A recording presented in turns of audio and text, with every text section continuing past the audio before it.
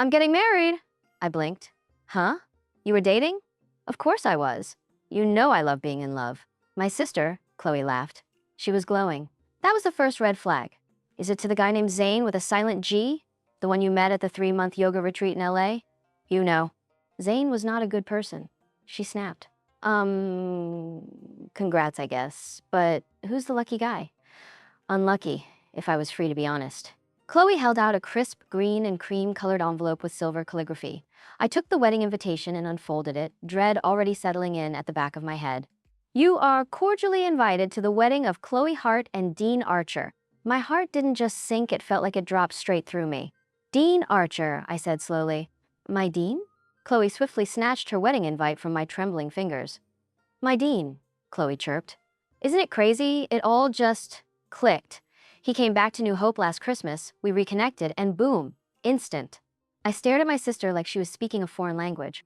Dean Archer was my college ex, the one who left me without a real explanation, dumped me by text on my birthday, the ex I never got over, the one who knew all the right buttons to push and disappeared just when I'd started to believe in him. You're marrying my ex? Chloe rolled her eyes. Your ex? Was that actually a relationship? That old fling? Come on, sis. My mouth went dry. Chloe rose from the couch and stepped forward as if to greet me, then stopped abruptly, her nose wrinkled in delicate horror. Oh, no, I don't think I can hug you. You've got ink on your hands and I just had this sweater dry cleaned. She wore a pastel pink cable knit sweater over a white satin tank top, paired with pressed cream linen pants and ballet flats that had never seen a scuff.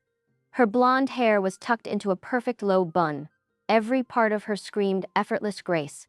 Me, in contrast, stood in the doorway in a rumpled button-down, a charcoal skirt that barely grazed my thighs, one heel hanging on and black ink smudged across my fingers. I stared at her, stunned into silence. Chloe sipped her wine. You okay? You look a little pale. Is it the vertigo again? Maybe skip the champagne toast at the wedding. I'd hate for you to feel unwell during the vows. That'd be embarrassing, Sav. Anyway, you're gonna be my maid of honor. Fingers crossed, you catch the bouquet. My fiancé has good-looking friends you could meet. I stared at her.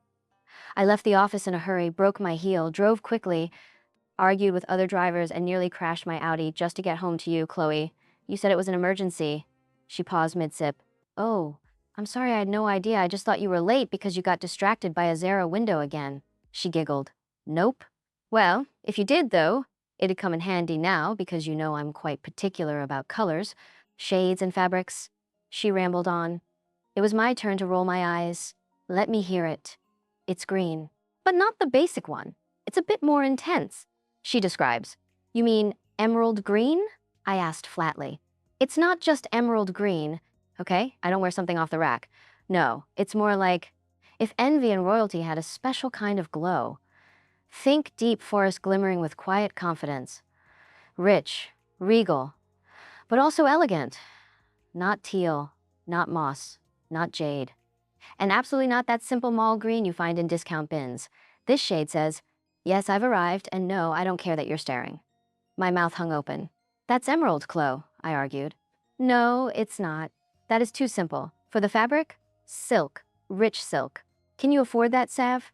You're gonna be my maid of honor. You have to look presentable enough to play the part. Don't bring your simple thrifts to my event. Something snapped within me. If this is how you want to play, then let's play, baby sis. Can I bring a date? She glanced up from her phone. You haven't had a decent relationship in years. Who could you possibly be bringing?